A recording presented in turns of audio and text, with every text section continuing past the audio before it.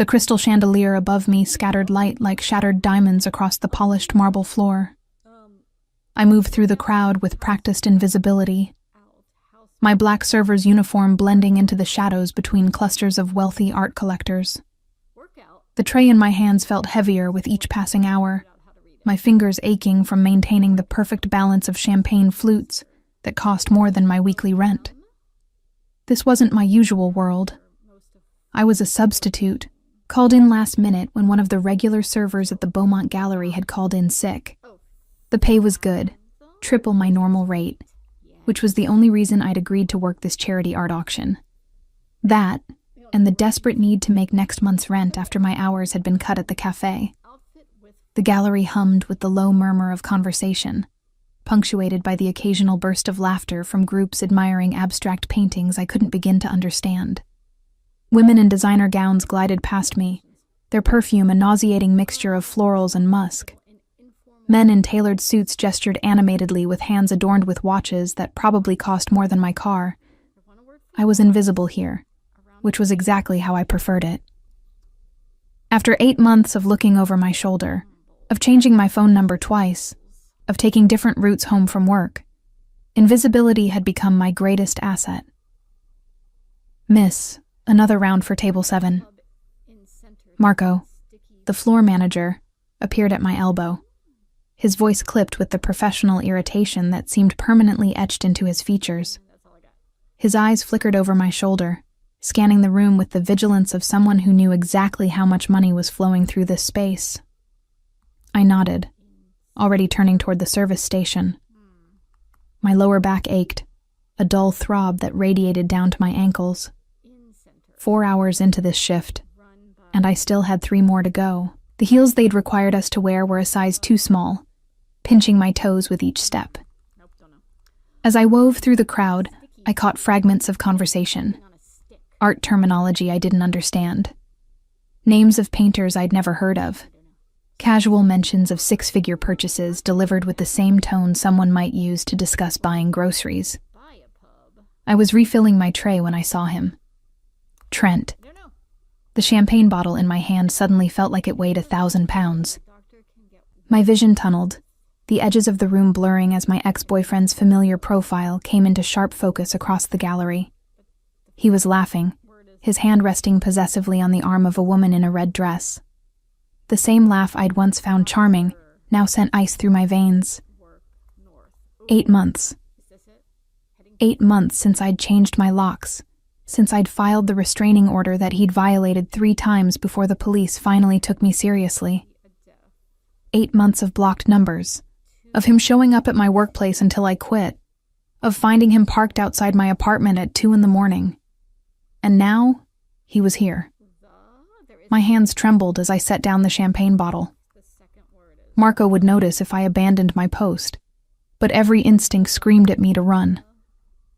Trent hadn't seen me yet, too absorbed in his conversation with the woman and 2 other men I didn't recognize. I needed to leave. Now. Moving as quickly as I dared without drawing attention, I slipped through a service door that led to the back corridors of the gallery.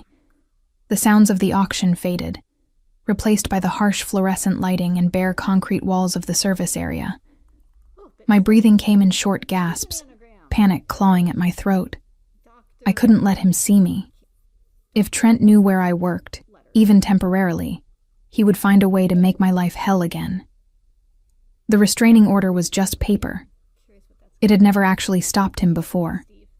Behind me, I heard voices, male voices getting closer. I couldn't tell if one of them was Trent, but I wasn't going to wait to find out. There was a door ahead on my right, unmarked. Storage, probably. Somewhere I could hide until the coast was clear, until I could slip out the back exit and disappear into the night. I pushed the door open and stumbled inside, my eyes struggling to adjust to the dim lighting. Not storage. A bathroom. A private, luxurious bathroom with marble countertops and gold fixtures. The kind of space reserved for VIP guests, not servers fleeing their abusive ex-boyfriends. And I wasn't alone. A man stood at the mirror, adjusting a watch on his wrist. Tall, broad-shouldered, wearing a charcoal suit that fit him with the kind of precision that only came from custom tailoring. Dark hair swept back from a face all sharp angles and aristocratic features. He looked up as I entered, his eyes meeting mine in the reflection. Gray eyes. Storm cloud gray, assessing me with an intensity that made me freeze in the doorway. "I'm sorry," I stammered, already backing toward the door. "I thought this was—" The voices in the hallway grew louder, closer. One of them might be Trent. I couldn't be sure, but the panic that had driven me here surged fresh through my veins. The man's eyes flickered past me to the door, then back to my face. He seemed to take in my expression, the fear I couldn't hide, in a single glance. Without a word, he reached past me and flipped off the light switch. Darkness swallowed the room. I gasped, disoriented, as his hand closed around my wrist. Not rough, but firm, unmistakable. He pulled me deeper into the bathroom, positioning us behind the door just as it began to open. "Thought I saw someone come in here," a voice said. Not Trent's. Relief and continued terror warred in my chest. "Bathroom's occupied," the man beside me called out, his voice carrying an authority that left no room for argument. The sign was removed for repair. "Oh, sorry, sir." The door clicked shut again. We stood in silence. I could hear my own breathing, ragged and too loud. Could feel the warmth radiating from his body, standing close enough that the scent of his cologne reached me. Something expensive, with notes of cedar and bergamot. He didn't move, didn't speak.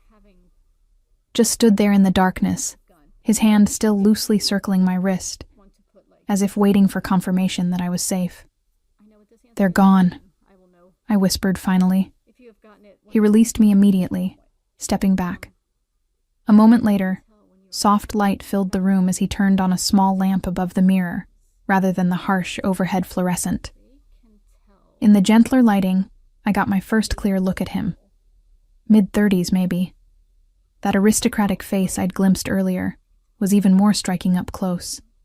Sharp cheekbones, a mouth that looked like it rarely smiled, and those unsettling gray eyes that seemed to see too much. "Thank you," I managed. I didn't mean to intrude. I just needed to hide. It wasn't a question. He adjusted his cufflinks with precise movements, as if pulling a terrified woman into a dark bathroom was an everyday occurrence for him. "From someone at the auction?" I nodded, not trusting myself to say more. Something about his calm demeanor, the way he'd reacted without question to help me, made my throat tight with unexpected emotion. "Are you in danger?"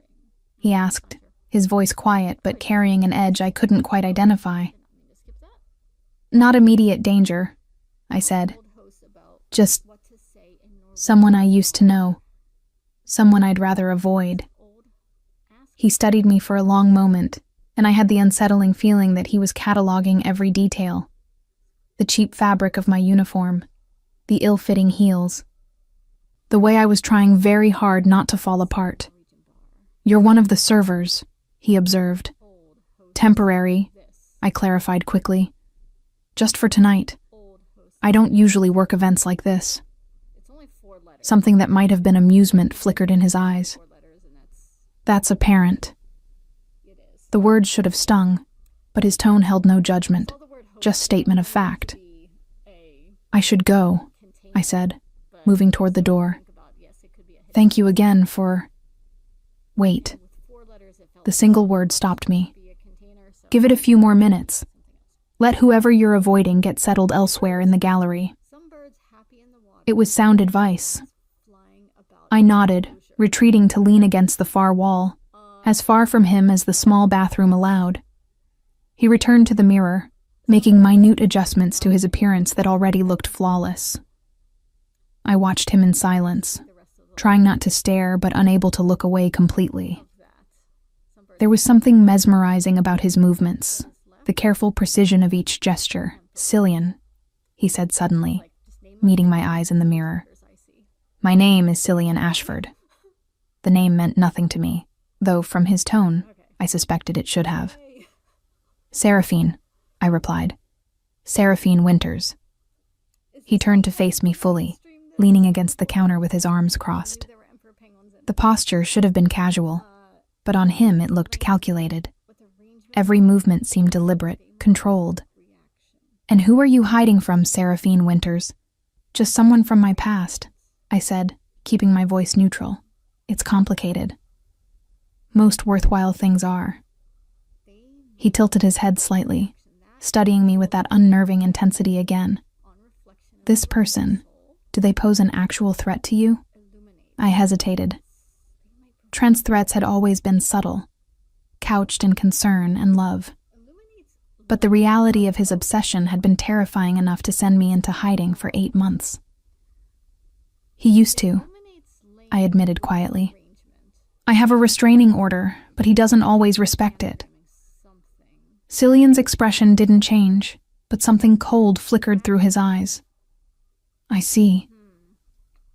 The silence that followed felt charged with unspoken questions. I fidgeted with the edge of my uniform, suddenly acutely aware of how out of place I was. This man, in his custom suit and expensive watch, standing in a private VIP bathroom at a charity auction. And me, a substitute server hiding from my ex. I really should get back to work, I said, pushing off from the wall. They'll notice if I'm gone too long. What's his name? Cillian asked, his voice still quiet, but carrying an undertone that made me pause. Why? Professional curiosity. He straightened, buttoning his suit jacket with those same precise movements. I find it useful to know who poses problems in spaces I frequent. There was something in the way he said it that made me think he meant something more than just being aware of troublesome guests. Trent, I said finally. Trent Morrison. But please, I don't want any trouble. I just need to finish my shift and leave without him noticing me. Cillian nodded slowly. Understood, though I suspect avoiding him for the rest of the evening may prove difficult in a space this size. He was right, and we both knew it. The Beaumont Gallery was sprawling, but not infinite. Eventually, Trent would circulate through the entire space, and there was every chance he'd spot me. I'll manage, I said with more confidence than I felt. I always do. Something that might have been respect crossed Cillian's features. I don't doubt that. He reached into his jacket and withdrew a card, extending it to me. However, should you find yourself in need of assistance, I'm quite skilled at solving problems. I took the card, reading the embossed text. Cillian Ashford. Antiquities acquisition and private sales. A phone number. Nothing more. Thank you, I said, slipping the card into my pocket. But I don't think I could afford your kind of problem solving. Perhaps not, he agreed, but consider it a professional courtesy. Anyone who chooses to hide in a stranger's bathroom rather than cause a scene has a certain discretion I appreciate. Before I could respond, he moved past me to the door, pausing with his hand on the handle. I suggest you wait another 60 seconds before leaving. I'll draw attention near the main gallery, which should pull focus away from this corridor. Why are you helping me? The question escaped before I could stop it. He glanced back, those gray eyes unreadable. Because 8 months is a long time to be running from someone. And because men who make women feel they need to run shouldn't be allowed to continue operating unchecked. Then he was gone, the door clicking softly shut behind him. I counted to 60, as he'd suggested, my mind racing. Cillian Ashford. The name still meant nothing to me, but something about him, about the casual authority in his voice and the cold calculation in his eyes when I'd mentioned Trent, suggested he was exactly the kind of man Trent would cross the street to avoid. When I finally emerged into the corridor, it was empty. I made my way back to the service station, slipping into the flow of servers as if I'd never left. Marco shot me a sharp look but said nothing, too busy coordinating the next round of drinks to interrogate me about my absence. The rest of the evening passed in a blur. I caught glimpses of Trent throughout the night, but always at a safe distance. Twice I noticed Cillian as well, moving through the crowd with the same controlled grace I'd witnessed in the bathroom. Once, our eyes met across the gallery, and he gave the smallest nod of acknowledgement before turning back to the painting he'd been examining. By the time the auction concluded and the guests began filtering out, exhaustion had settled into my bones. My feet screamed in protest with each step, and my lower back felt like it might give out entirely. But I'd made it through without Trent seeing me. That counted as a victory. I was collecting my tips at the end of the night when Marco approached, his expression inscrutable. Ms. Winters? My heart sank. Had someone complained about my extended disappearance? Yes? Mr. Ashford asked me to give you this. He handed me an envelope, thick cream paper that felt expensive even before I opened it. Inside was a substantial tip, far more than I'd earned from my entire night of work. And beneath it, a handwritten note in elegant script. For your discretion and professionalism. Should you need that problem solved, the offer remains open. CA. I stared at the note for a long moment, my thumb tracing the embossed initials at the top of the paper. Then I tucked it carefully into my purse alongside his business card and headed for the exit. Behind me, the Beaumont Gallery glittered with the remnants of the evening's excess. Ahead, the cold night air promised temporary safety. And in my pocket, Cillian Ashford's card felt like a dangerous possibility I couldn't quite bring myself to dismiss. The cafe where I worked my regular shifts smelled perpetually of burnt coffee and stale pastries. After the crystal chandeliers and champagne of the Beaumont Gallery, returning to the cracked vinyl booths and flickering fluorescent lights felt like stepping into a different world entirely. 3 days had passed since the auction. 3 days of looking over my shoulder, of jumping at every male voice, of clutching pepper spray in my pocket during my walk home from the bus stop. Trent hadn't found me. Yet. I pulled another double shift, covering for Marissa who'd called in sick again. By 8 p.m., my feet had gone numb, and my smile felt like it had been painted on my face. The dinner rush had finally died down, leaving me to wipe down tables in blissful silence. The bell above the door chimed. I looked up, my standard greeting dying on my lips. Cillian Ashford stood in the doorway of my cafe, looking as out of place as a Monet in a dollar store. He'd traded his suit for dark slacks and a cashmere sweater, but the effect was the same. Money, power, and control radiated from every inch of him. Good evening, Seraphine. He slid into a booth near the window with the easy grace of someone accustomed to commanding any space he occupied. I approached slowly, my cleaning rag still in hand. Mr. Ashford, this is unexpected. I was in the neighborhood. His tone suggested this was entirely untrue. I thought I'd stop in for coffee. We both knew the neighborhood where my cafe was located wasn't anywhere someone like him would normally find themselves. The industrial edge of town, wedged between a laundromat and a check-cashing place, catered to factory workers and students, not antiquities dealers. Of course. I pulled out my order pad with shaking hands. What can I get you? Black coffee, and whatever you recommend for dinner. I scribbled the order, hyper-aware of his eyes following my movements. The meatloaf special is popular. Then I'll have that. I retreated to the kitchen, my pulse racing. Why was he here? How had he found my regular workplace? The card I'd tucked away in my purse suddenly felt less like a possibility, and more like a threat. When I returned with his coffee, he was examining the cracked Formica tabletop, as if it were a piece of art requiring authentication.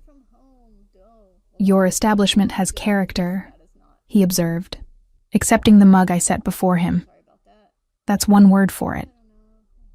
I lingered, uncertain whether I should return to my cleaning or acknowledge the elephant in the room. How did you find me? The same way I find most things worth finding. He took a sip of coffee, his expression suggesting it was exactly as terrible as expected. Careful observation and professional contacts. A chill ran down my spine. That's not reassuring. It wasn't meant to be. He set down the mug. Sit, please. You've been on your feet all day, and we have things to discuss. I glanced toward the kitchen where Diego was working the grill, then slid into the booth across from Cillian. It felt wrong, sitting with a customer, but the cafe was nearly empty, and my curiosity outweighed my professionalism. What things? I asked, keeping my voice low. Trent Morrison. He said the name with the same inflection one might use for a particularly unimpressive forgery. I've done some research since our encounter at the gallery. My stomach dropped. Why would you do that? Because men like him interest me professionally. Cillian leaned back, one arm draped across the booth's back. He has debts, significant ones, to several parties who don't appreciate delays in repayment. I don't understand what that has to do with me. You mentioned a restraining order, 8 months of hiding. That suggests a pattern of behavior that goes beyond a simple breakup. His gray eyes held mine. I'm offering you a solution. I don't need... You do, he interrupted quietly. Because men like Trent Morrison don't stop until they're forced to stop. And restraining orders are just pieces of paper to someone desperate enough. He wasn't wrong, but the casual way he discussed it, as if he dealt with situations like mine regularly, set alarm bells ringing in my head. What kind of solution? I asked carefully. The permanent kind. He let that hang in the air for a moment before continuing. Not physical harm, if that's your concern. I'm not a violent man, Seraphine. But I am a thorough one, and I have access to information that could make Trent Morrison's life very, very difficult. Information? His debts, for instance, who he owes money to, what those people might do if they discovered exactly where to find him, and when he'd be most vulnerable to repayment discussions. Cillian's tone remained conversational, as if we were discussing the weather, rather than destroying someone's life. Or perhaps his employer would be interested to know about certain financial irregularities in his expense reports. I stared at him, trying to reconcile the elegant man before me with what he was proposing. You're talking about ruining him. I'm talking about ensuring he has more pressing concerns than stalking his ex-girlfriend. He tilted his head slightly. Would you prefer he continue as he has been? Showing up at your workplaces, violating legal orders, making you live in fear? No, I admitted. But what you're suggesting is justice that the legal system has failed to provide. He leaned forward. I saw your face at the gallery, Seraphine. That wasn't simple discomfort. That was terror. And I find I have very little patience for men who inspire that level of fear in women. Diego appeared with Cillian's meatloaf, breaking the intensity of the moment. I used the interruption to collect my thoughts, watching as Cillian examined his dinner with the same careful attention he seemed to give everything. Why? I asked after Diego had retreated. Why do you care about helping me? Because I can. He cut into the meatloaf with surgical precision. And because I'm extending a proposition that benefits us both. Both? I have need of someone with particular qualities. Discretion. The ability to blend into various social situations. A certain resilience born of navigating difficult circumstances. He took a bite, chewed thoughtfully. You possess all of these. I'm a waitress, I said flatly. You're a survivor who knows how to be invisible when necessary and memorable when required. He set down his fork. The way you moved through that auction, serving drinks while simultaneously cataloging every exit and tracking the location of someone you feared. That's not standard server training. The accuracy of his observation unsettled me. What exactly are you proposing? 3 weeks, Cillian said. You accompany me to a series of auctions and private sales as my guest. You'll be compensated generously for your time. In return, I'll ensure Trent Morrison becomes far too occupied with his own problems to concern himself with you. Your guest? I repeated. As in, pretending to be your girlfriend? As my companion. The nature of our relationship can be whatever makes you comfortable. He resumed eating, as if we were discussing nothing more significant than dinner plans. I attend events where having someone beside me serves a useful purpose. You need protection, and the means to establish independence. It's a mutually beneficial arrangement. I should have said no immediately. Should have recognized this for what it was, a deal with someone who operated in the shadows between legal and illegal, someone who could research Trent's debts and presumably access information that shouldn't be accessible.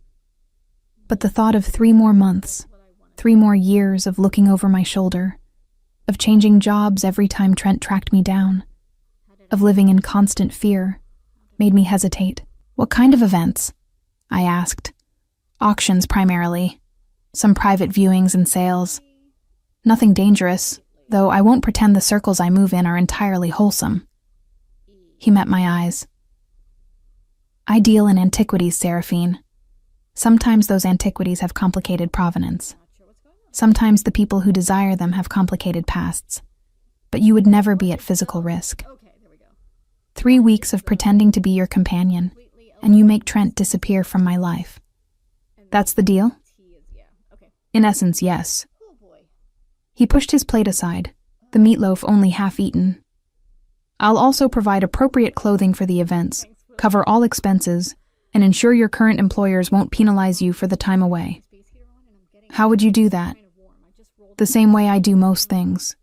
Money and influence, applied where needed. I thought about my apartment, with its broken lock I couldn't afford to replace. About the pepper spray in my pocket that might not be enough if Trent decided to escalate. About 8 months of fear that had become so routine I'd almost stopped noticing it. I want to see proof, I said finally, that you can actually do what you're claiming. That Trent has these debts you mentioned. Cillian's slight smile held satisfaction. A reasonable request. He withdrew his phone, tapped it a few times, then turned it to face me. On the screen was a detailed financial breakdown. Trent's name at the top, followed by a list of debts to various creditors, some of them with names that sounded distinctly unfriendly. The numbers made my eyes widen. How did you get this? I told you, I'm thorough. He pocketed the phone. So, do we have an arrangement? Every instinct screamed that this was dangerous, that I was trading one form of control for another. But Cillian wasn't asking me to live in fear, wasn't asking me to change my entire life, just 3 weeks of it. If I agree, and I'm not saying I am, I want ground rules, I said. Clear boundaries about what this arrangement involves. Of course, I'm not interested in anything you're not willingly offering. He pulled out his card again, this one with a different number than the first. Think about it tonight. Call this number tomorrow with your decision. If yes, we'll meet to discuss terms. If no, you never hear from me again, and I forget we had this conversation. I took the card, my fingers brushing against his. The brief contact sent an unexpected jolt through me. One more question, I said. Why me, specifically? You could hire an actual professional for this kind of thing. An escort, a model, someone who knows how to navigate these events. Because professionals in that arena come with their own complications and potential conflicts of interest. He stood, pulling out his wallet and laying cash on the table, far more than the meal cost. And because when I saw you in that bathroom, hiding from someone who terrified you, you didn't beg for help. You didn't break down. You regrouped and made a plan. That suggests a strength I find far more valuable than mere beauty or social polish. He moved toward the door, then paused. And Seraphine, if you do decide to accept, understand that 3 weeks is simply the beginning. Once I've made Trent's life sufficiently complicated, the information I've gathered about him doesn't disappear. Should he ever bother you again, ever, that information becomes much more actively deployed. That sounds like a threat, It's a guarantee. He pushed open the door, the bell chiming cheerfully.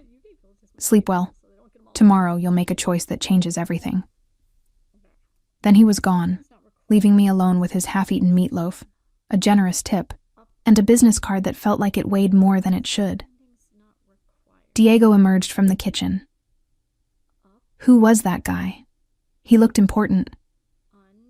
I'm not sure, I admitted, staring at the door where Cillian had disappeared into the night. Someone who might solve my problems, or create entirely new ones. Both, probably, Diego said with the wisdom of someone who'd seen enough of life to recognize dangerous opportunities when they appeared. I finished my shift in a daze, mechanically cleaning tables and refilling coffee cups while my mind raced. 3 weeks. That was all he was asking. 3 weeks in exchange for freedom from Trent's obsession. And if Cillian was lying? If this was some elaborate scheme for purposes I couldn't yet identify? Then I'd be no worse off than I already was. Still hiding. Still afraid. Still looking over my shoulder every moment of every day. When I finally left the cafe just after midnight, I found a car waiting at the curb. Not Cillian's, but a driver in a dark suit who approached with professional courtesy. Ms. Winters? Mr. Ashford asked me to ensure you arrive home safely. I should have refused. Should have insisted on taking the bus as usual, maintaining my independence and boundaries. Instead, I let him open the car door and slid into the leather interior, too exhausted and too overwhelmed to argue. As we pulled away from the cafe, I noticed another car, parked half a block down with its lights off. The silhouette in the driver's seat looked familiar. Too familiar. Trent. He'd found my workplace again. Was sitting there right now, waiting to follow me home, to learn where I lived now that I'd moved apartments twice to escape him. Except I wasn't walking to the bus stop. Wasn't taking my usual route. And the driver Cillian had sent took enough turns and circled enough blocks that anyone following would have been obvious. By the time we reached my building, I was certain we hadn't been tailed. Mr. Ashford instructed me to ensure the gentleman in question didn't follow you, the driver said as he opened my door. Consider it a preview of the services offered should you accept his proposal. I stumbled into my apartment, locked the 3 locks I'd installed myself, and collapsed onto my second-hand couch. Cillian's card sat on my coffee table, next to the pepper spray and the copy of the restraining order I kept as a reminder of everything I'd been through. 3 weeks. Freedom from Trent. And all I had to do was trust a man I barely knew, who dealt in stolen art and had access to information he shouldn't have. I should have spent the night agonizing over the decision. Instead, I picked up my phone and dialed the number on his card. He answered on the second ring. Seraphine. Yes, I said, my voice steadier than I felt. I accept. But I want to meet tomorrow to discuss those ground rules. Excellent. I could hear satisfaction in his voice. There's a coffee shop on 5th and Marlowe.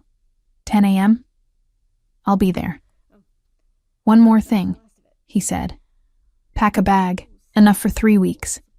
You won't be returning to your apartment until the arrangement concludes. What? If we're doing this, we're doing it properly, which means removing you entirely from any location Trent might find you. His tone allowed no argument. Don't worry, your rent will be paid. Your job at the cafe will be handled. And when you return, Trent Morrison will be too busy dealing with far more serious problems to concern himself with you. He hung up before I could protest. I sat in the darkness of my apartment, holding my phone and wondering what exactly I'd just agreed to. Outside my window, the city lights twinkled like stars in a polluted sky. Somewhere out there, Trent was probably still circling the block around the cafe, wondering where I'd disappeared to. And somewhere else, Cillian Ashford was already setting whatever plan he'd concocted into motion. I'd made my choice. Now I just had to survive the consequences. The coffee shop on 5th and Marlowe was the opposite of my cafe. Gleaming espresso machines, minimalist furniture, and customers who paid $8 for lattes topped with foam art. I arrived 15 minutes early, anxious energy making it impossible to wait in my apartment any longer. Cillian was already there, seated at a corner table with a clear view of both entrances. He rose as I approached, and I noticed he'd abandoned his formal attire for dark jeans and a button-down shirt that probably cost more than my monthly rent. "Seraphine, thank you for coming." He gestured to the chair across from him. "I took the liberty of ordering you a coffee. Vanilla latte, if I remember correctly from your order pad last night." The fact that he'd noticed such a small detail should have comforted me. Instead, it reinforced how thoroughly he observed everything. "Thank you." I sat, wrapping my hands around the warm cup. "You said we'd discuss terms." "Directly to business. I appreciate that." He pulled out a leather portfolio, extracting a document that he slid across the table. "This is a contract outlining our arrangement. Non-disclosure on both sides, compensation details, schedule of events, and most importantly, the boundaries you mentioned." I scanned the document, my eyes widening at the compensation figure. "This is too much." "It's appropriate for the service provided." He sipped his own coffee, black as promised. "You'll be accompanying me to high-value events where your presence serves a specific purpose. The compensation reflects that reality." "Which is what exactly? Why do you need someone beside you at auctions?" Cillian was quiet for a moment, considering his words. "In my line of work, appearing alone suggests vulnerability or desperation. Having a companion, particularly one who isn't obviously hired, conveys stability and success. It makes certain types of negotiations smoother. So I'm window dressing. Your strategic presentation." He met my eyes. "I deal with collectors who notice everything. Showing up with someone different each time would raise questions about my reliability. But appearing with the same woman across multiple events suggests a stability that makes people more comfortable conducting business with me." It made a twisted kind of sense, and it was honest, which I hadn't entirely expected. "What about the physical boundaries?" I asked, turning to that section of the contract. "It says here that we'll maintain the appearance of a romantic relationship in public spaces." Appearance being the operative word. Cillian leaned back. "I may need to touch your arm, your back, occasionally your hand. There may be moments where standing close or sharing a dance is beneficial for maintaining the fiction. But nothing beyond what you'd expect from early courtship. No kissing unless you initiate it. No sharing hotel rooms. Your physical autonomy is non-negotiable." I studied his face, looking for signs of deception. "And if someone asks directly about our relationship, you're free to answer however feels authentic to you. I've found that vague acknowledgement works better than detailed fabrications. We're seeing where things go tends to satisfy curiosity without requiring elaborate backstory. Have you done this before? Had an arrangement like this?" "Once, several years ago. It ended amicably when she met someone she actually wanted to be with." He smiled slightly. "I attended their wedding, in fact. We remain on good terms." The revelation eased some of my concerns. If his previous arrangement had ended well enough that he'd attended her wedding, perhaps this was genuinely a business transaction rather than something more sinister. "The contract mentions discretion about your business dealings," I said, pointing to a specific clause. "Does that mean I'll witness things that are illegal?" "You'll witness things that occupy the gray spaces between legal and questionable. Acquisitions of items with uncertain provenance. Negotiations with clients who prefer privacy regarding their collections." He held my gaze. "Nothing violent. Nothing that would make you complicit in actual crime. But yes, you'll see how money and desire can bend rules that were meant to be rigid. And if I'm uncomfortable? If I want out before the 3 weeks are finished? There's a termination clause.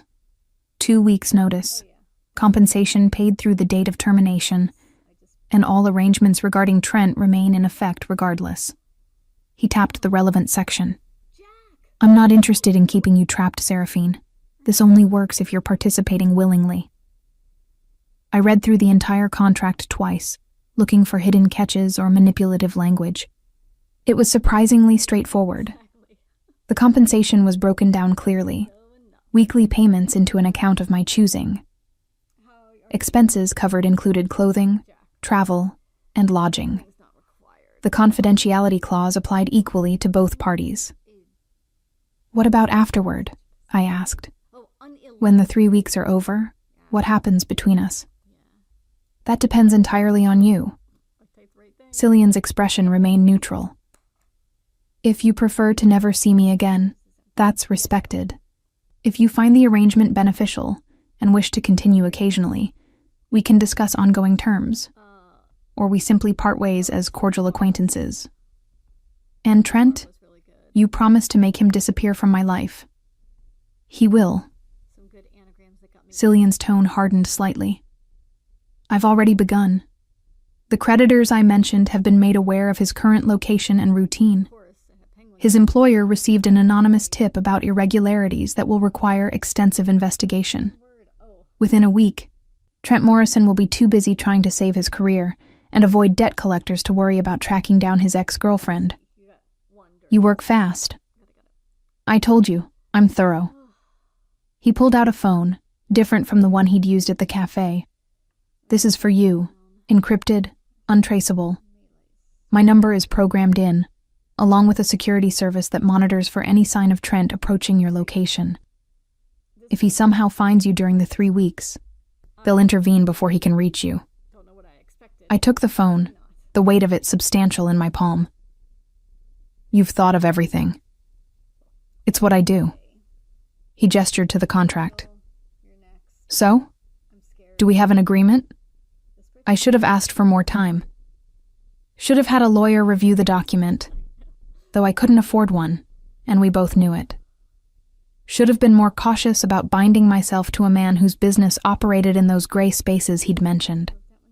But I thought about Trent sitting outside my cafe, waiting to follow me home. Thought about 8 months of fear that had reshaped my entire life into one long exercise in avoiding detection. I signed the contract. Cillian witnessed my signature, then signed his own.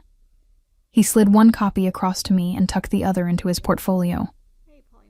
We leave tomorrow morning, he said. I'll have a car pick you up at 8.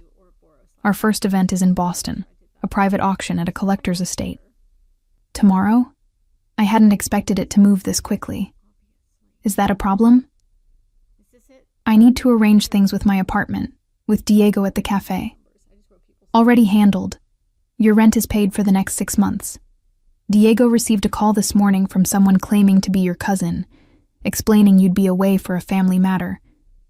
He wished you well and said your position would be waiting when you returned. I stared at him. How did you? I told you. Thorough. He stood, offering his hand. Welcome aboard, Seraphine. I think we're going to do very well together. I shook his hand, his grip firm and warm. I hope you're right. I usually am. He released my hand, stepping back. Pack light, but versatile. I'll have additional items provided as needed. And Seraphine, try to get some rest tonight. Tomorrow your life changes. He left me sitting in the coffee shop, contract in hand, mind reeling with what I'd just agreed to. My phone buzzed. The new encrypted one. A message from Cillian. Your apartment building's security system has been upgraded. New locks installed on your door by a trusted contractor. When you return, you'll be safer than before. I hadn't even asked him to do that. He'd simply identified a need and addressed it. The gesture should have comforted me.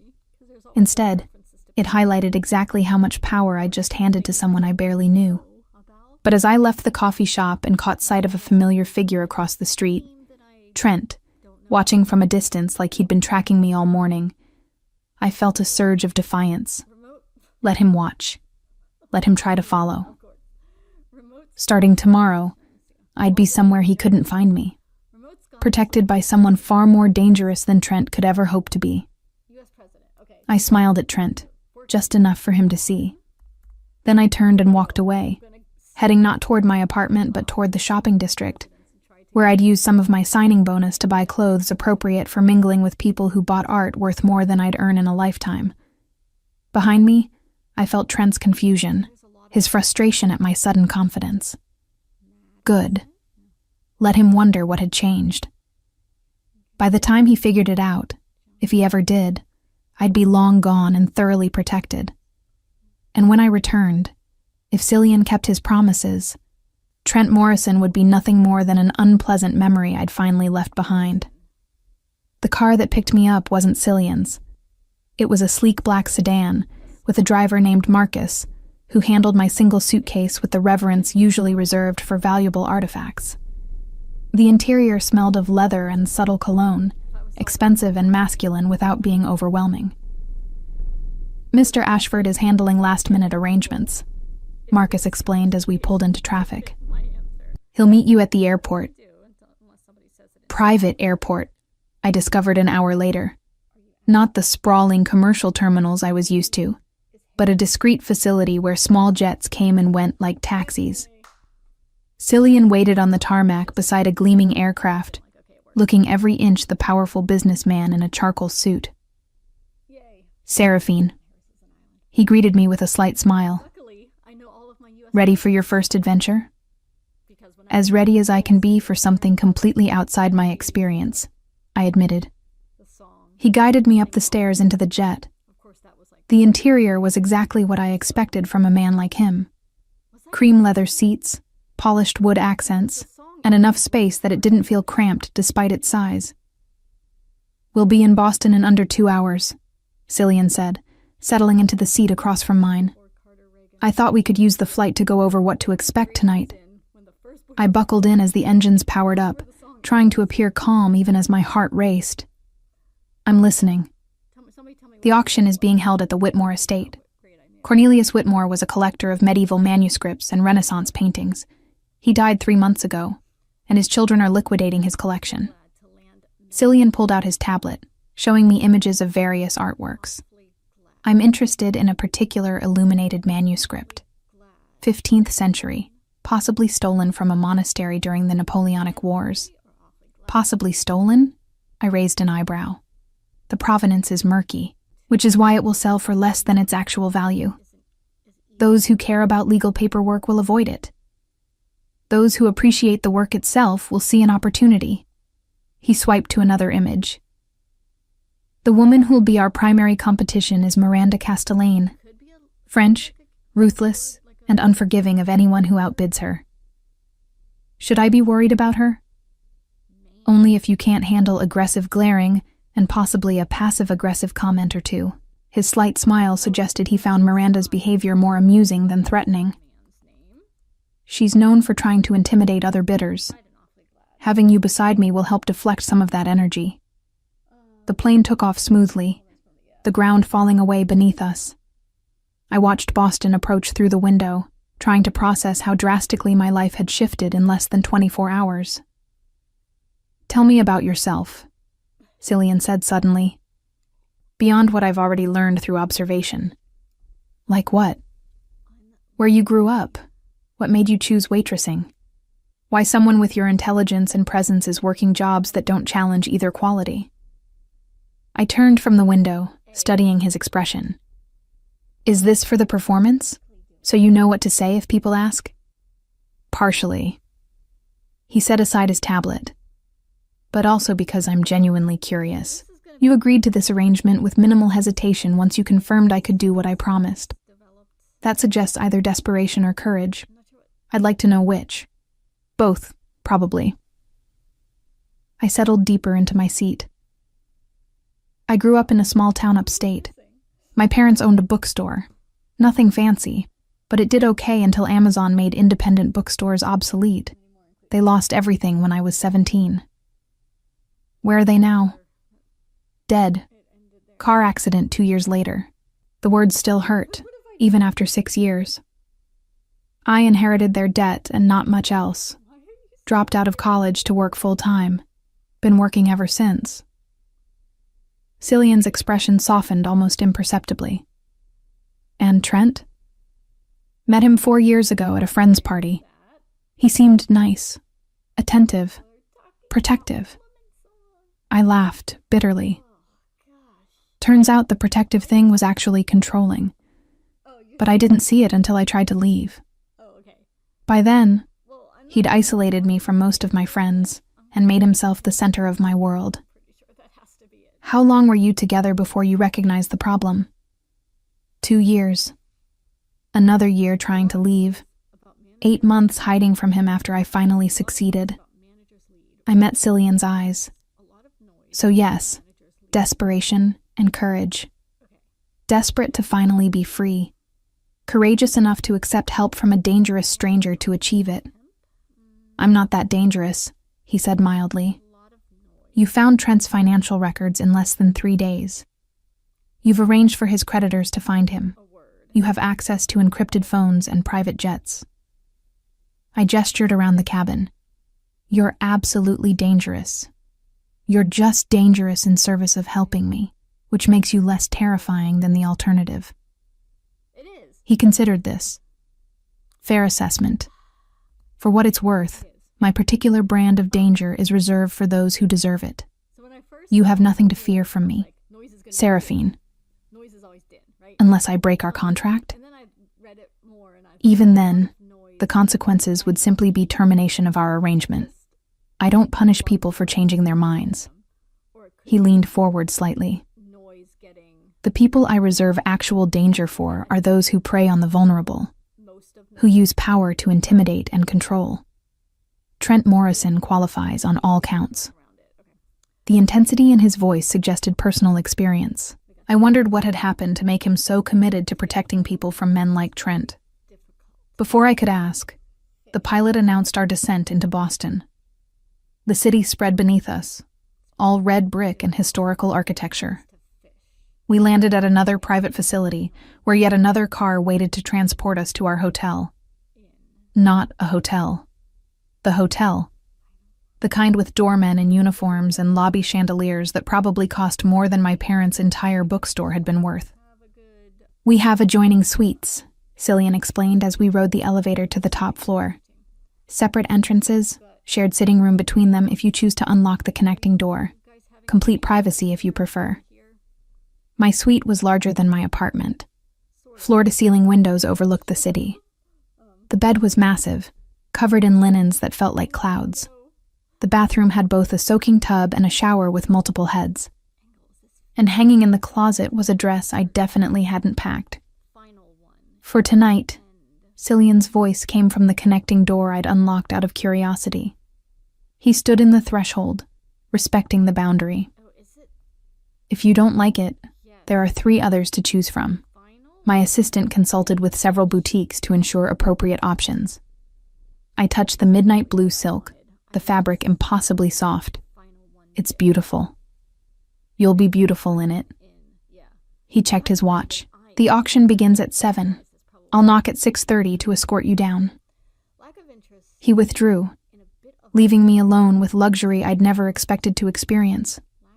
I spent the next 2 hours alternating between anxiety and wonder. The dress fit perfectly, hugging my curves before flowing to the floor in elegant waves.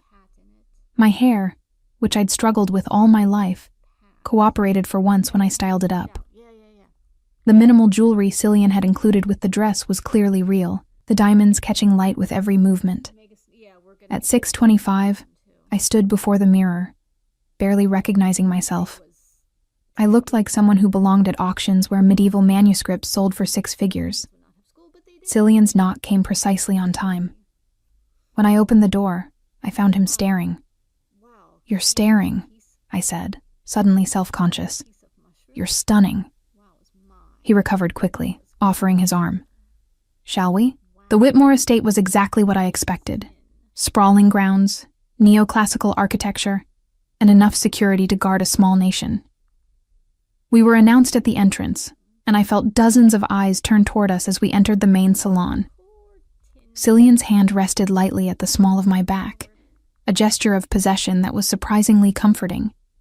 He guided me through the crowd with practiced ease, introducing me to various collectors and dealers with a combination of truth and strategic omission. "This is Seraphine," he'd say, never specifying our relationship, letting people draw their own conclusions. I watched him work, navigating conversations like a master chess player. He knew exactly what to say to each person, how to flatter without being obsequious, how to express interest without revealing desperation. And through it all, his attention kept returning to me. Small glances to ensure I was comfortable. Subtle checks that no one was making me uncomfortable. It felt protective without being possessive, attentive without being smothering. "Mr. Ashford." A woman's voice, heavily accented and dripping with disdain. "I see you've brought a companion this time. How quaint." Miranda Castellane was exactly as I'd imagined from Cillian's description. Elegant, sharp-featured, and radiating contempt like perfume. Miranda. Cillian's smile didn't reach his eyes. "Always a pleasure. This is Seraphine." She looked me over like I was a painting with questionable provenance. "American?" "Yes," I replied evenly. "How unfortunate." She turned back to Cillian. "I trust you're not planning to bid on the manuscript? It would be such a waste in inexperienced hands." "I'm sure my hands are experienced enough for any treasures I acquire." His tone carried a subtle edge I'd never heard before. Miranda's eyes narrowed. "We shall see." She swept away, trailing expensive perfume and barely concealed hostility. "She's lovely," I murmured. Cillian's laugh was genuine. "She's threatened by you, which means you're doing perfectly." The auction itself was a revelation. I watched Cillian bid with the same precision he applied to everything else, never showing eagerness, never betraying emotion. When Miranda drove the price up on the manuscript, he simply countered with calm certainty until she finally conceded defeat. He'd won. Afterward, as we returned to the hotel in the car, Cillian seemed more relaxed than I'd seen him. "You were perfect tonight," he said. "The way you handled Miranda's rudeness, the way you engaged with the other collectors. You have a natural grace that can't be taught." "I just followed your lead," I said, though his praise sent unexpected warmth through me. "You did more than that. You made people believe we were together. That's harder than it sounds." We reached the hotel, riding the elevator in comfortable silence. At our suite doors, Cillian paused. "Thank you, Seraphine, for tonight, for this arrangement, for trusting me enough to take this leap." "Thank you for giving me a way out," I replied. "From Trent, from fear. This has been—" I searched for the right word. "Extraordinary." His hand came up, brushing a strand of hair from my face with surprising gentleness. "It's only the beginning." The moment stretched between us, charged with possibility. Then he stepped back, the professional distance returning. "Sleep well. Tomorrow we have another event, this time in New York." I retreated to my suite, closing the door behind me and leaning against it.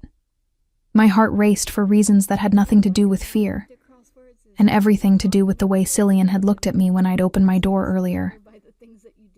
This was just business, a transaction. 3 weeks of playing a role in exchange for freedom from my past. But as I changed out of the beautiful dress and slipped into bed surrounded by luxury, I couldn't shake the feeling that I'd just crossed a threshold I hadn't fully understood. And there was no going back. New York, Paris, London, Milan. The cities blurred together in a whirlwind of private jets and 5-star hotels, auction houses, and private viewings. 2 weeks into our arrangement, I'd attended more exclusive events than I'd known existed. And somewhere along the way, the performance had started feeling less like acting. Cillian was attentive without being suffocating, generous without making me feel purchased. He anticipated my needs before I voiced them. An extra sweater when I shivered at an outdoor event. My favorite tea waiting in the hotel room after long evenings. Thoughtful conversation during late-night flights when neither of us could sleep. We fell into rhythms, morning coffee together, reviewing the day's schedule. Him working on his tablet while I read in comfortable silence. Shared observations about the collectors we encountered, some amusing, some deeply cutting. "Mr. Ashford is clearly smitten," one dealer had whispered to his companion, not realizing I was within earshot. "I've never seen him bring the same woman to consecutive events." I'd mentioned it to Cillian later, expecting him to dismiss it as part of the necessary fiction. Instead, he'd gone quiet, looking at me with an intensity that made my breath catch. "Perhaps smitten isn't entirely inaccurate," he'd said finally. Now, 3 days before our arrangement ended, we were in Zurich. Another auction, this one featuring ancient artifacts with provenance so questionable that attendance required special invitations and absolute discretion. I wore emerald silk that brought out my eyes. Cillian had chosen it personally, departing from his assistant's selections for the first time. "You should always wear green," he'd said when presenting it. "It suits you." The auction was held in a private vault beneath a bank. Security was extraordinary, each guest vetted and searched before entry. The artifacts on display were breathtaking and clearly stolen from various archaeological sites. "This is different from the others," I murmured to Cillian as we examined a statue that probably belonged in a museum. "Yes, this is where I operate furthest into the gray." He kept his voice low. "If you're uncomfortable, we can leave." I thought about what he'd told me during our first meeting. Nothing violent, nothing that would make me complicit. These pieces were already stolen, already on the black market. Cillian buying them didn't make the theft worse. "I'm fine," I said, "but I want to know where they go, after you acquire them." His slight smile held approval. "Eventually, back to their countries of origin, through carefully anonymous donations to appropriate museums. I'm a middleman, Seraphine. I remove these items from the truly unscrupulous and ensure they end up where they belong." That's not what I expected. I know. Most people assume antiquities dealers are villains hoarding treasures. Some are. I prefer to think of myself as a particularly well-compensated courier service for cultural artifacts. The auction began, and I watched Cillian acquire 3 pieces, 2 ancient coins, and a fragment of a Greek amphora. The prices were staggering, but he bid without hesitation. Afterward, we walked through Zurich's old town, the evening cool and pleasant. Cillian had dismissed our driver, preferring to walk. 3 days, I said, breaking the comfortable silence.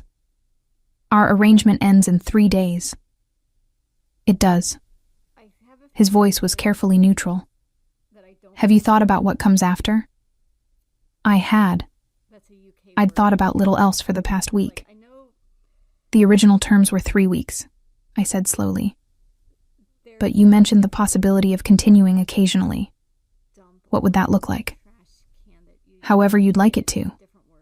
He stopped walking, turning to face me. The streetlights cast dramatic shadows across his features.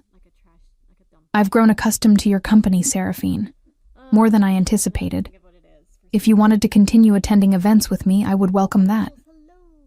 For compensation? If that makes you comfortable, yes. Or we could renegotiate terms that feel more equitable. My heart hammered in my chest. Equitable how? I don't want you to feel like you're being paid for your time, he said carefully. But I also don't want to assume that your interest in continuing extends beyond professional obligation. We stood on a cobblestone street in Zurich, the weight of 2 weeks together pressing down on us. 2 weeks of shared looks and growing comfort. 2 weeks of him making me feel safe and seen and valued in ways I'd never experienced. What if it does? I whispered. Extend beyond professional obligation? Cillian's expression shifted, something vulnerable breaking through his usual control. Then we'd need to discuss what that means. Because the boundaries we established were based on this being purely business. If it's becoming something else... It is, I interrupted. For me, at least.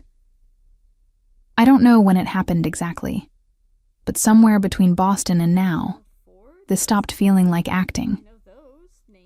He moved closer, his hand coming up to cup my face with the same gentleness he'd shown that night at the hotel. For me as well, from perhaps that very first night, if I'm honest. So where does that leave us? Wherever you want, he said. I meant what I said about your autonomy being non-negotiable. If you want this to remain professional through the final 3 days and then part ways, I'll respect that. If you want to explore what else it could be, I'm very much interested in that possibility. I kissed him. It wasn't planned, wasn't strategic, just a sudden need to close the distance between us, to stop talking about possibilities and make one real. He responded immediately, his other hand finding my waist and pulling me closer. The kiss was everything I'd imagined during quiet moments over the past 2 weeks. Intense, searching, and carrying the weight of restrained desire finally unleashed. When we broke apart, both breathing harder, Cillian's smile was genuine and unguarded. I should note that kissing wasn't prohibited by our contract, he said, just that I wouldn't initiate it. Convenient loophole, I managed. I thought so. He took my hand, lacing his fingers through mine. Come on, let's go back to the hotel. That night, we left the connecting door between our suites open, not crossing it yet, not rushing into intimacy we weren't ready for. Just the comfort of knowing the other was close, the barrier between us finally acknowledged and removed. The next morning, over breakfast in Cillian's suite, my encrypted phone buzzed. Security alert. I opened it to find a message from the monitoring service Cillian had arranged. Trent Morrison arrested yesterday on charges of embezzlement and fraud. Currently in custody awaiting arraignment. Subject will likely face significant prison time if convicted. I stared at the message, reading it 3 times to make sure I understood. He's actually gone, I said aloud. Cillian looked up from his tablet. Trent? I showed him the message. He read it, his expression satisfied. The investigation I triggered finally bore fruit, he said. His employer found enough evidence to press charges. Combined with his debt situation, he won't be able to make bail. And even if he does eventually, he'll be too busy defending himself to worry about tracking down his ex-girlfriend. 2 weeks ago, this news would have been my only goal. Freedom from Trent, safety from his obsession. Now it felt almost secondary to the bigger shift happening between Cillian and me. Thank you, I said, for all of it, for keeping your promise. I always keep my promises, Seraphine. He set aside his tablet. Which brings us back to our conversation from last night. What do you want? From this? From us? From what comes after the 3 weeks end? I thought about my apartment waiting in New York. Paid for, but empty. Thought about returning to the cafe, to my old life of invisibility and financial struggle. Then I thought about the past 2 weeks, the feeling of being valued, protected, challenged, the conversations that lasted until dawn, the way Cillian looked at me when he thought I wasn't watching. I want more than 3 weeks, I said finally, but I don't want it to be transactional anymore. No more contract, no more compensation. If we're doing this, I want it to be real. Real, he repeated, testing the word. Meaning what, specifically? Meaning I want to know everything about you. Not just the antiquities dealer who operates in gray spaces. The person beneath all that control. What made you this way? What you're afraid of. What you want beyond acquiring artifacts. He was quiet for a long moment. That's a considerable ask. I know. And if you can't give me that, then maybe we should stick to the original plan. Part ways after 3 days and remember this as a successful business arrangement. Cillian stood, moving to the window that overlooked Zurich. His reflection in the glass showed tension I rarely saw in him. "My father was a forger," he said finally. "Paintings, documents, provenance certificates. Very good at it. Built a life selling forgeries to people who didn't know better." He paused.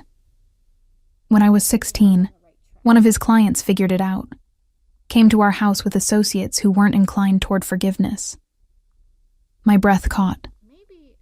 "What happened?" "My father made a deal.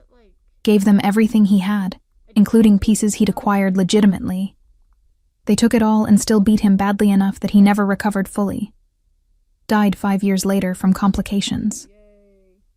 Cillian's voice remained even, but I could hear the emotion beneath. I learned 2 things that day.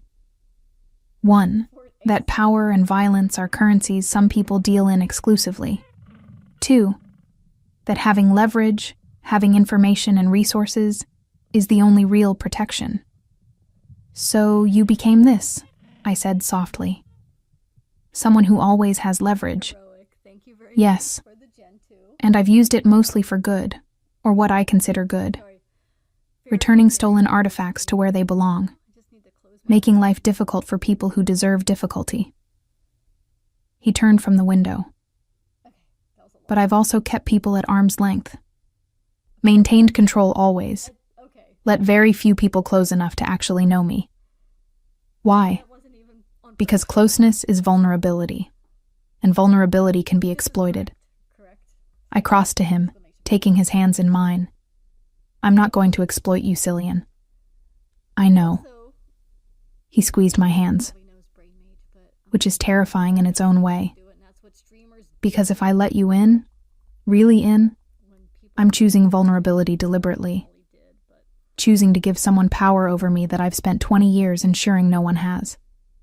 "You don't have to decide right now," I said. "We still have 3 days. Use them to figure out if I'm worth that risk." His smile was wry. "I already know you are. That's not the question.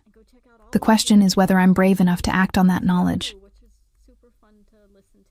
We spent those final 3 days in a bubble of discovery. Cillian showed me parts of himself he'd kept carefully hidden. The dry sense of humor that emerged when his guard lowered. The fierce protectiveness toward people he considered under his care. The genuine passion for history and art that went beyond monetary value. I shared my own carefully guarded vulnerabilities. The grief I still carried for my parents. The shame of having stayed with Trent as long as I had. The fear that I'd never be anything more than someone who served coffee and survived. And through it all, the physical tension between us built slowly, deliberately. Stolen kisses became longer. Touches lingered. By the time we returned to New York, the space between wanting and having had narrowed to nearly nothing. Our final night, in a hotel overlooking Central Park, Cillian sat across from me at dinner in his suite. "The 3 weeks are over," he said. "Contract fulfilled.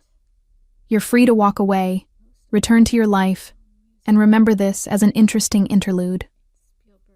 Or," I prompted, "or you stay. Not as my paid companion, not as part of an arrangement, but as someone I'm choosing to build something with. Something real and undefined and potentially terrifying." I thought about my apartment, about my job at the cafe, about the life I'd built from the rubble of my parents' loss and Trent's obsession. Then I thought about Cillian, about conversations that challenged me, about feeling safe for the first time in years, about the possibility of being more than I'd ever imagined. "I'll stay," I said, "but I need my own space, my own work, my own identity beyond being your companion." Agreed. He clearly anticipated this. "There's an apartment in my building, 2 floors below mine. It's yours if you want it. I'll help you find work that uses your intelligence rather than just your ability to carry trays. And we'll figure out this thing between us at whatever pace feels right." No more contracts? No more contracts. Just 2 people choosing each other daily. With all the uncertainty and possibility that entails, I raised my wine glass. to uncertainty and possibility.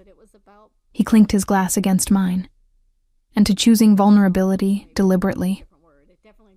That night, we finally crossed the threshold we'd been dancing around for 3 weeks, and it was everything it should be: intense, genuine, and marking the end of one thing and the beginning of another. The next morning, I moved into the apartment Cillian had offered. 2 floors below his, small but elegant, with a view of the city that reminded me how far I'd come from hiding in restaurant bathrooms. Trent's trial made headlines a month later. He was convicted, sentenced to 5 years. By then, I barely thought about him. He'd become what he should have been all along, a cautionary tale from my past, not a present threat. I found work at an auction house, starting in research but quickly proving my worth. Cillian's contacts helped open doors, but I made sure to earn my position through competence rather than connections. And Cillian and I continued, navigating the delicate balance between intimacy and independence. Some nights I stayed in my apartment. Some nights we fell asleep together in his. We traveled for his work, and I accompanied him when I wanted to, rather than because a contract required it. It wasn't perfect. We fought sometimes, usually about his tendency toward control and my resistance to being managed, but we learned each other's rhythms, boundaries, needs. A year after that first night in Zurich, Cillian returned an ancient Greek kylix to the National Archaeological Museum in Athens, through an elaborate donation scheme that ensured no questions about provenance. I stood beside him in the private viewing room, watching him say goodbye to the piece he'd spent 6 months tracking down. "Why do you do this?" I asked. "Acquire these pieces just to give them away?" "Because they belong to everyone," he said simply. "Not to collectors or museums necessarily, but to the cultures that created them. I'm just making sure they complete their journey home." That was when I knew I loved him, not for the power or the protection or the excitement of his world, but for the quiet integrity beneath all the control, the man who used his considerable talents to return stolen beauty to where it belonged. 2 years after our arrangement ended, we were in Lisbon. Cillian had just completed a particularly complex transaction involving Egyptian artifacts that would eventually make their way back to Cairo. We were walking along the Tagus River when he stopped, turning to face me with uncharacteristic nervousness. "I've spent my life acquiring things," he said. "Artifacts, information, leverage, always in control, always certain of what I was getting." "And?" I prompted, sensing something significant coming. "With you, I've never been certain, never in control, and it's terrifying and wonderful, and I don't want it to ever end." He pulled a small box from his pocket. "I'm asking you to make this permanent, Seraphine, not as a transaction or an arrangement, but as a choice we keep making, every day, together." I looked at the ring, simple and elegant, then at his face, saw the vulnerability he was offering, the deliberate choice to let someone have power over him. "Yes," I said, kissing him as the sun set over the Tagus. "To choosing each other, every day." We married quietly 6 months later, just us and a handful of close friends. No contracts, no terms, no boundaries beyond the ones we negotiated together. And from a chance encounter in a bathroom where I'd hidden from my past, we built a future neither of us had expected, but both of us chose deliberately. Some stories end with escape. Ours began there and became something else entirely. Something real. The call came at 3 a.m, sharp and insistent in the darkness of our bedroom. I felt Cillian tense beside me before he reached for his phone, his voice instantly alert despite the hour. "Ashford." A pause. "When?" Another pause, longer this time. "No. Don't engage. Maintain distance only. I'm on my way." He was already moving, pulling on clothes with efficient precision. "What's wrong?" I asked, sitting up and turning on the bedside lamp. His expression was controlled, but I'd learned to read the minute tensions that betrayed his emotions. This was serious. Someone's inquiring about you, he said, buttoning his shirt. Through channels they shouldn't have access to. Marcus picked up the chatter an hour ago. My stomach dropped. Trent? But he's still in prison. Not Trent, someone else. Someone who knows exactly who I am and what I do. He sat on the edge of the bed, taking my hand. I need you to trust me right now, Seraphine. Can you do that? Of course. Pack a bag, essentials only. We're leaving within the hour. Fear spiked through me. Leaving to go where? Somewhere safe while I handle this. He squeezed my hand. I promise I'll explain everything, but right now we need to move quickly. I'd learned not to question Cillian's instincts about danger. If he said we needed to leave, we needed to leave. 30 minutes later, we were in the back of an unmarked car, Marcus driving with grim efficiency through the empty pre-dawn streets. Not toward the airport, but toward the waterfront.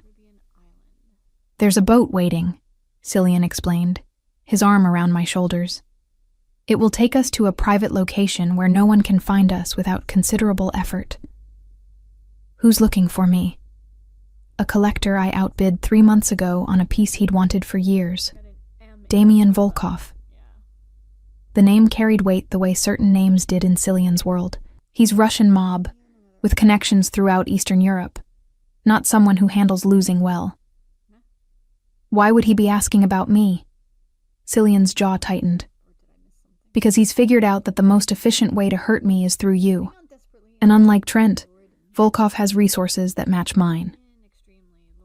The boat was exactly what I expected. Sleek, fast, and clearly built for evading attention. We boarded quickly, and within minutes, we were cutting through dark water toward destinations unknown. Below deck, in a surprisingly comfortable cabin, Cillian finally allowed his control to slip. He pulled me close, his forehead resting against mine. I'm sorry, he whispered. I knew there were risks in my work, but I never thought someone would target you. This isn't your fault, I said firmly. You warned me from the beginning that you operated in gray spaces. Warning you and putting you in actual danger are very different things. He pulled back, his hands framing my face. I need you to understand something, Seraphine. If it comes to a choice between protecting you and everything I've built, you win. Every time. Without hesitation. The fierce certainty in his voice made my breath catch. What are you saying? That I'll burn it all down if necessary. The business, the contacts, the entire life I've constructed. None of it matters more than keeping you safe. I kissed him, pouring 3 years of trust and love into the gesture. Then we'll burn it together if we have to. But let's try not burning anything first. His smile was brief but genuine. Practical as always. We spent 3 days on a private island off the coast of Croatia. Beautiful, isolated, and thoroughly secure.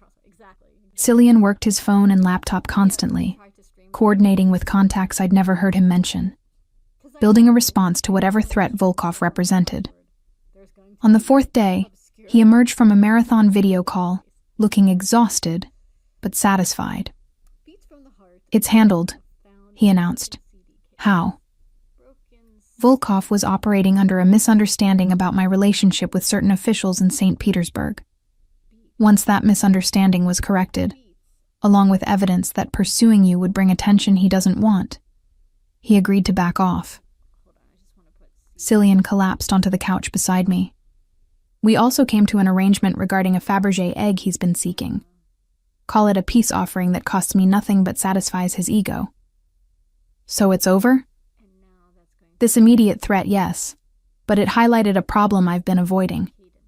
He turned to face me fully. My work puts you at risk.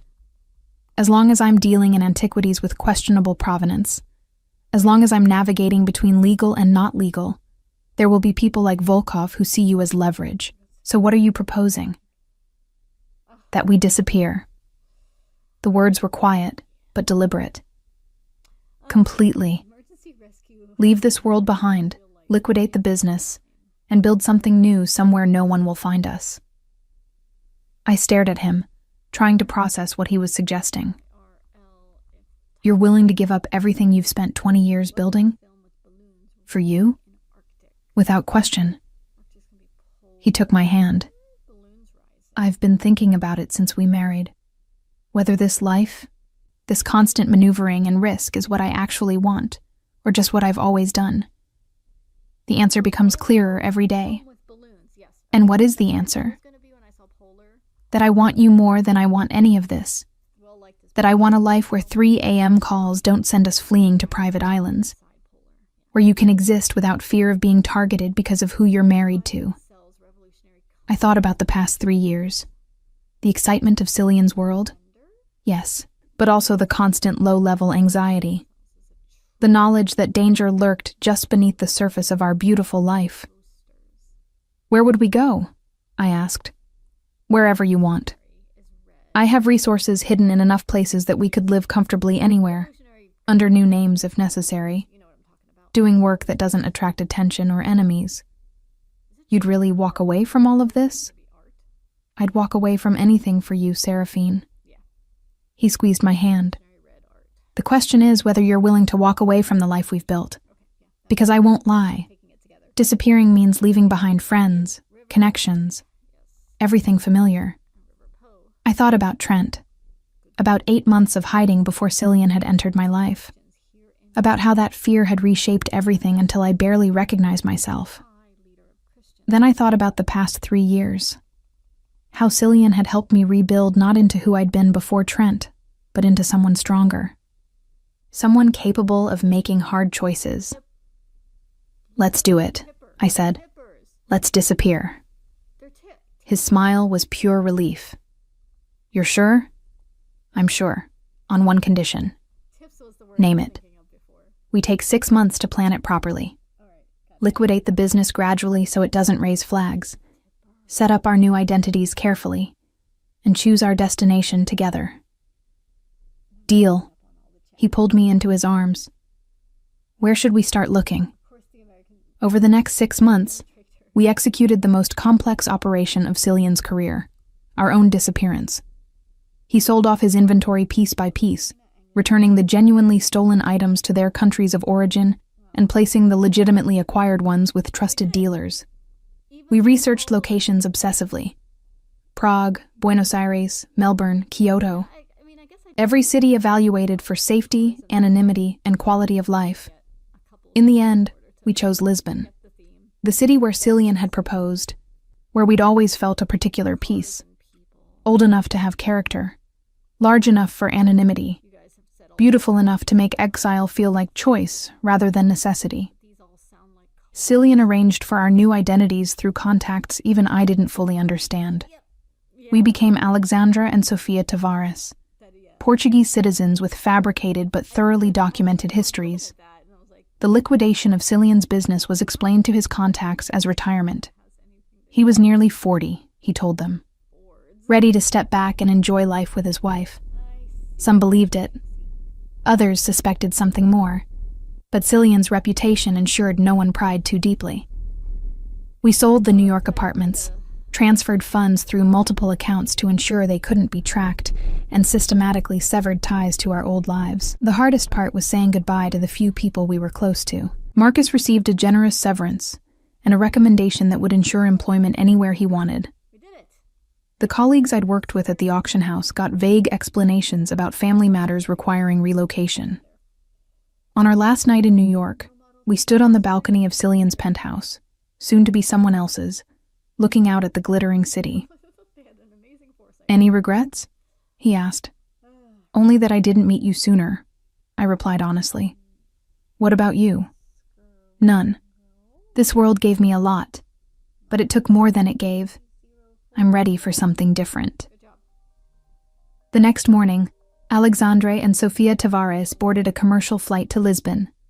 Not a private jet, not first class, just 2 people among hundreds, completely unremarkable. We rented an apartment in Alfama, the old Moorish quarter with its narrow streets and fado music drifting from small restaurants. Nothing like the luxury we'd left behind, but comfortable and thoroughly anonymous. For the first month, we did nothing but exist. Walk the cobblestone streets, drink coffee in neighborhood cafes, learn to be people whose lives didn't revolve around antiquities and danger. It was harder than I expected, letting go of the excitement we'd known. Some days I missed the auctions, the beautiful objects, the feeling of importance that had come with Cillian's world. But then, I'd look at him, reading peacefully on our small balcony, or making dinner in our modest kitchen, or laughing at something ordinary, and remember why we'd chosen this. After 2 months, we started a small business, a bookshop specializing in rare books. Nothing valuable enough to attract serious attention, but enough to satisfy Cillian's need to work with beautiful objects and my love of literature inherited from my parents. The shop became our new life center. We'd open late, close early, spend hours discussing first editions with the few customers who found us down our tucked-away street. It was peaceful, mundane, and exactly what we both needed. A year after our disappearance, we were having dinner at a small restaurant when I noticed Cillian tense slightly, his eyes tracking someone across the room. I followed his gaze to see a man in an expensive suit, clearly out of place in our neighborhood establishment. He was watching us with the focused attention of someone who'd been searching. "Do we run?" I whispered. "No." Cillian's voice was calm. "We wait." The man approached our table and I recognized him. Victor, one of Cillian's former contacts in the antiquities world. "Cillian Ashford," he said quietly. "Or should I say Alexandre Tavares?" "Victor." Cillian gestured to an empty chair. "Join us." Victor sat, accepting the wine Cillian poured for him. "I won't insult your intelligence by asking if you're surprised to see me. I assume you knew someone would eventually figure it out." "I knew," Cillian acknowledged. "What do you want?" "To deliver a message from several of your former colleagues who've also figured out where you disappeared to." Victor sipped his wine. "They want you to know that your retirement is respected. No one will disturb your new life. Consider it professional courtesy for years of fair dealing." I felt Cillian relax fractionally beside me. "And in return?" "Nothing.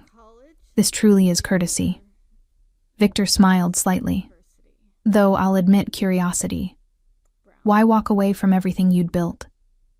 Cillian took my hand, lacing his fingers through mine on the table. "Because I found something worth more than all of it." Victor's gaze moved to me, assessment without judgment. "The famous Seraphine. I heard you were the reason for the dramatic exit." He raised his glass. "To choices that surprise us all." We toasted, and Victor left as quietly as he'd arrived. "So they know," I said once we were alone again. "They know, and apparently approve." Cillian squeezed my hand. "We're safe, Seraphine. Truly safe." 2 years later, our bookshop had become a quiet fixture of the neighborhood. We'd made friends among the locals, lived simply, existed peacefully. The man I'd married was still Cillian in private, brilliant, controlled, sometimes intense. But Alexandre was softer, more relaxed, someone who could spend an afternoon organizing books without needing the thrill of dangerous acquisition. On our 5th wedding anniversary, we closed the shop early and walked to the Miraduro de Santa Lucia, watching the sunset paint Lisbon in shades of gold and rose. "Happy?" Cillian asked. I leaned against him, his arm around my shoulders. "Deliriously. You?" "More than I ever thought possible." He kissed the top of my head. "Thank you. For what?" "For being brave enough to hide in a stranger's bathroom. For trusting me with 3 weeks that became a lifetime. For choosing this quiet life over everything we left behind." I turned to face him, reaching up to touch his face. "Thank you for seeing me when I was invisible. For making me feel safe. For giving up an empire to build something real with me." We kissed as the sun set, Two people who'd found each other in the most unlikely circumstances and chosen each other every day since. From a desperate escape into a stranger's bathroom to a life rebuilt from nothing in a city where no one knew our real names. Some would call it running. We called it choosing. Choosing safety over danger, simplicity over complexity, each other over everything else. And in the end, that choice became the greatest acquisition Cillian Ashford ever made. Not an artifact or piece of leverage, but a life worth living with someone worth living it for. The man who'd spent years collecting treasures for others finally kept the only one that mattered. Me. And I kept him. Forever.